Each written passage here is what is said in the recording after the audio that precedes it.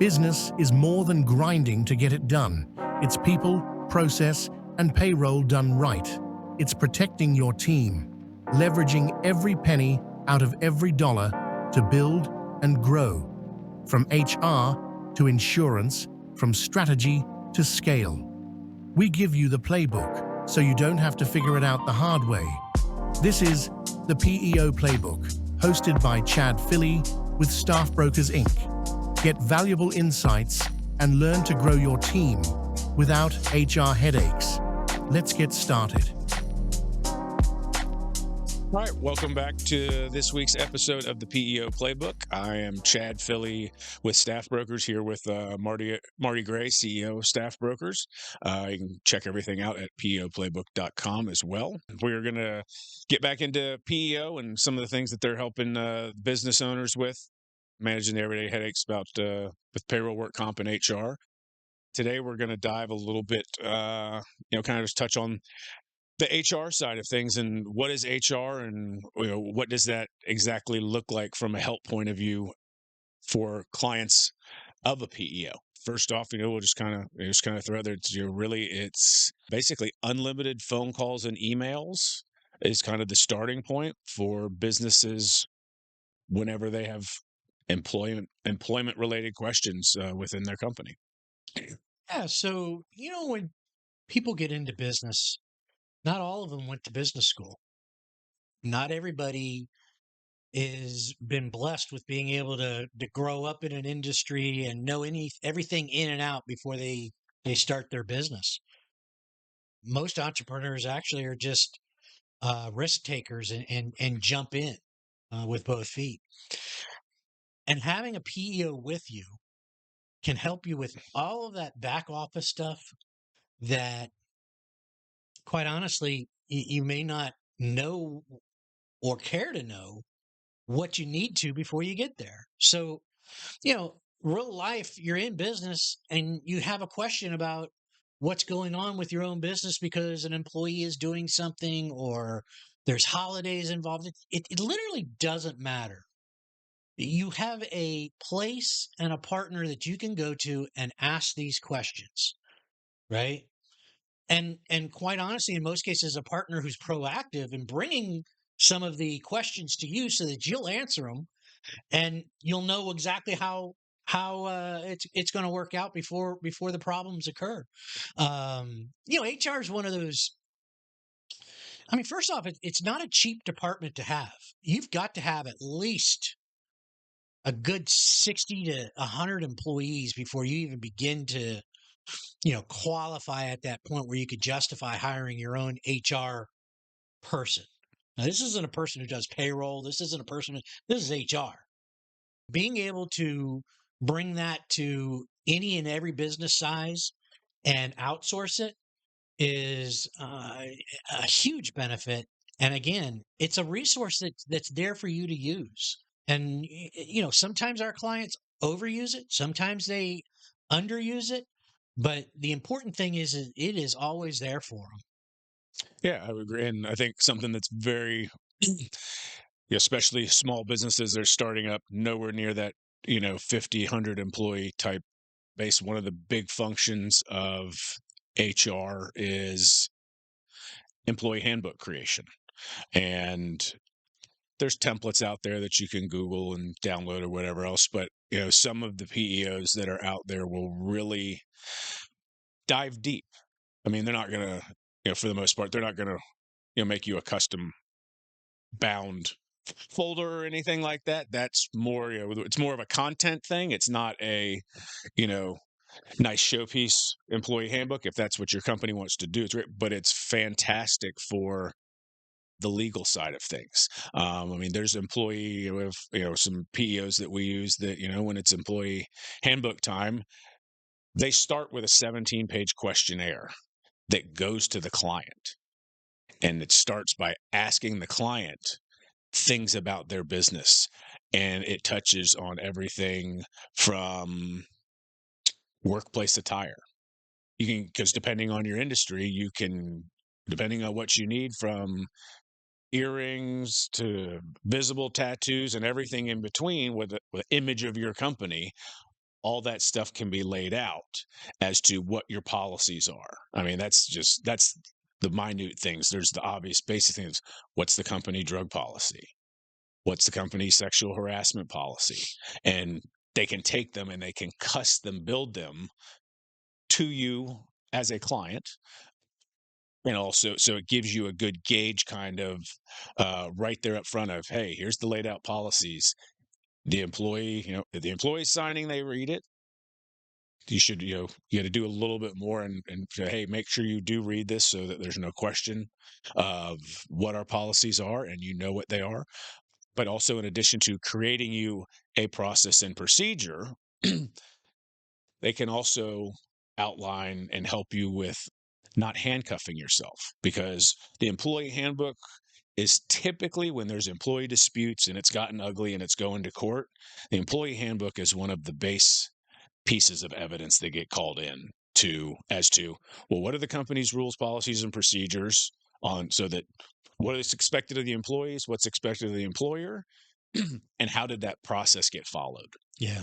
So that's a big thing on that. And a lot of times you can overcomplicate your handbook. If you decide, hey, 3 absences or 3 no-shows, lates, tardies, whatever it is that you define in that handbook results in, let's say, a termination.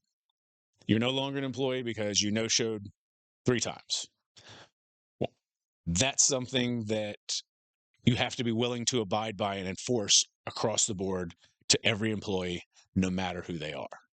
Even if it's your kid. Even if correct, even if it's your kid, that's absolutely. But that's where the exceptions happen, and then you've created an environment. You created an environment where not everybody is being treated the same, and when somebody comes after you for it, it's a huge thing. So there really, there's a lot to creating that handbook, and what do you want to define versus, instead of, hey, 3 apps, you could put something as, if you're doing something you shouldn't be doing at work, something as simple as, punishments will be determined based on the severity of said offense. Right. Obviously, and then I help you put it in a better legal terminology. It boils down to, how many entrepreneurs or young business owners are out there and they're getting mentored, they're paying for the mentorship, or they're being coached and they're paying for this coaching. Well, in a very real way, having a PEO partner is that for the back office. Everything associated with any question you're going to have on how your business is being run or could be run from an HR perspective, you've got a professional to talk to. Quite a few of the PEOs we have even have legal departments. Now they may charge you, but you're not going to find that price. You're going to find that price very appetizing compared to what you would have to go and get your own attorney to speak to and ask, what should I be doing in this particular situation? And you're getting, top professional advice. Again, for the average small business owner, this is just a tremendous product that continuously pays off the more you use it. And the HR area is underused, and I highly recommend all our clients to write down your questions, email them. You'll get answered. Mm-hmm. And something on the HR stuff we were talking about, as you get bigger, when you can afford your own HR, could afford or just, make the justification of hiring your own in-house HR person. There's a lot to HR that's not just the legal compliance side of things. So you can use a PEO that can work on, here's the legal side of things and the changes in the rules and the laws and anything, and keep you updated as to when things have changed, what rules changed, et cetera. Make sure your employee handbooks change. And your in-house HR can work on the team building, getting the maximum out of the employees. There's always this, hey, we got to cut costs, we got to cut costs, we got to cut cost, and it typically falls on HR, like, oh, we got costs, all right, well, we're trying to shave away and save as much money on 4% of the company budget, when you could take that HR person, and if they're doing team building and figuring out who works and performs well together and working on motivation, keeping the employee base motivated.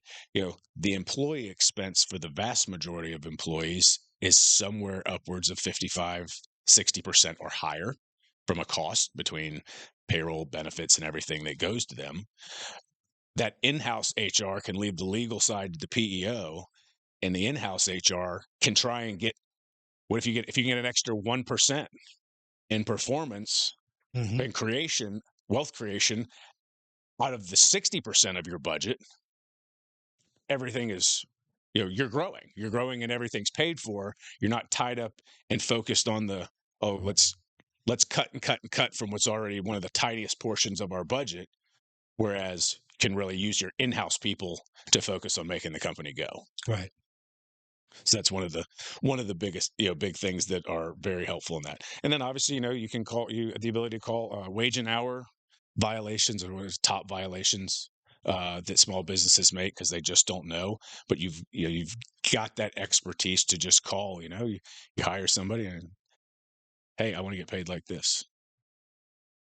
Okay, well, there's some hoops you need to jump through and kind of make sure, well, based on their industry, what they do, can you pay them the way they can you pay them that way? Right. Do you need to track, can they just be flat salary?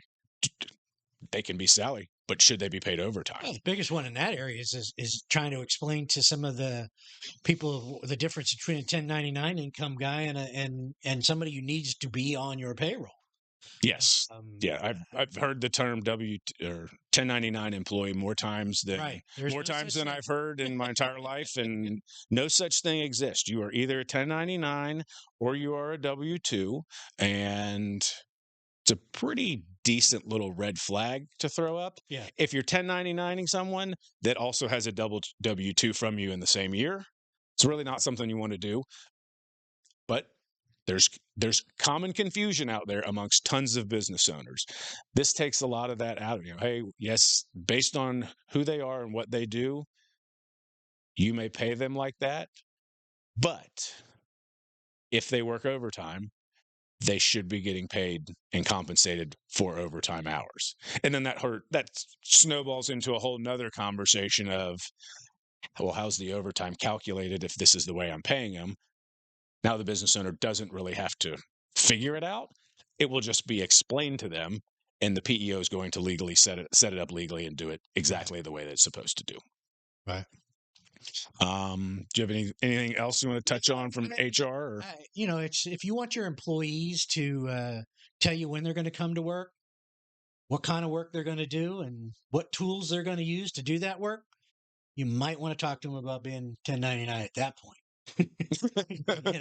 But